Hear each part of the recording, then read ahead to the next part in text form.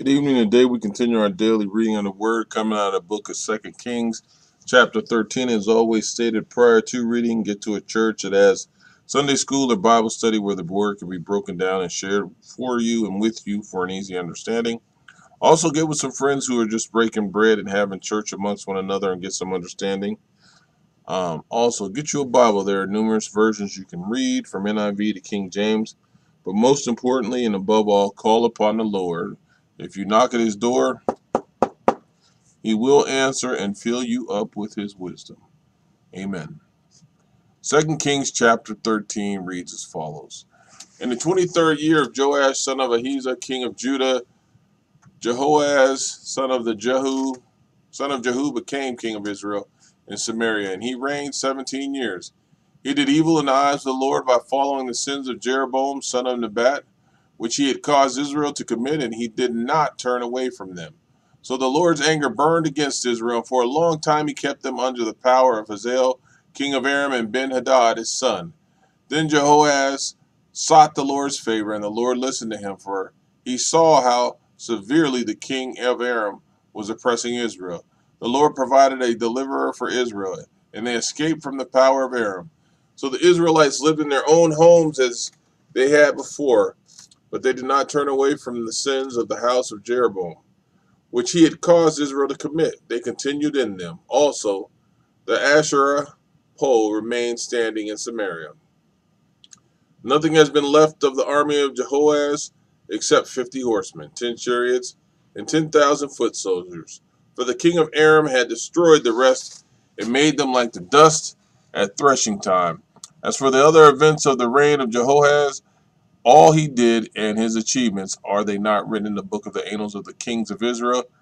Jehoahaz rested with his ancestors and was buried in Samaria, and Joash his son succeeded him as king.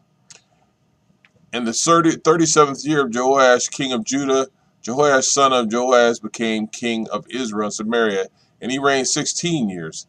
He did evil in the eyes of the Lord and did not turn away from any of the sins of Jeroboam son of Nebat, which he had caused Israel to commit. He continued in them. As for the other events of the reign of Joash, all he did and his achievements, including his war against Amaziah, king of Judah, are they not written in the book of the annals of the kings of Israel? Jehoash rested with his ancestors, and Jeroboam succeeded him on the throne. Jehoash was buried in Samaria with the kings of Israel. Now Elisha had been suffering from the illness from which he died. Jehoash, king of Israel, went down to see him and wept over him. My father, he cried, the chariots and horsemen of Israel. Elisha said, get a bow and some arrows, and he did so. Take the bow in your hands, he said to the king of Israel. When he had taken it, Elisha put his hands on the king's hands. Open the east window, he said, and he opened it. Shoot, Elisha said, and he shot. The Lord's arrow of victory, the arrow of victory over Aram, Elisha declared. You will completely destroy the Arameans at Ephek. Then he said, take the arrows, and the king took them. Elisha told him, strike the ground. He struck it 3 times and stopped.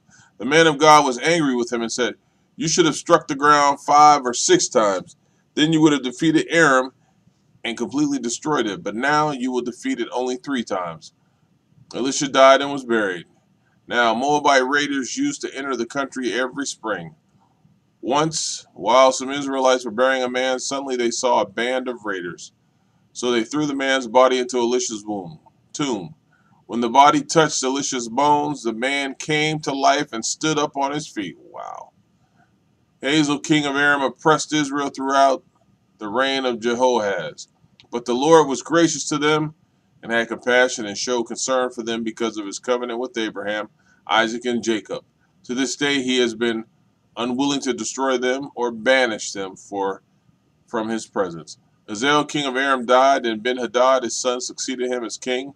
Then Jehoash, son of Jehoaz, recaptured from Ben-Hadad, son of Hazael, the towns he had taken in battle from his father Jehoahaz.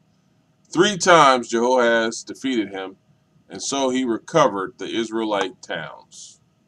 Amen.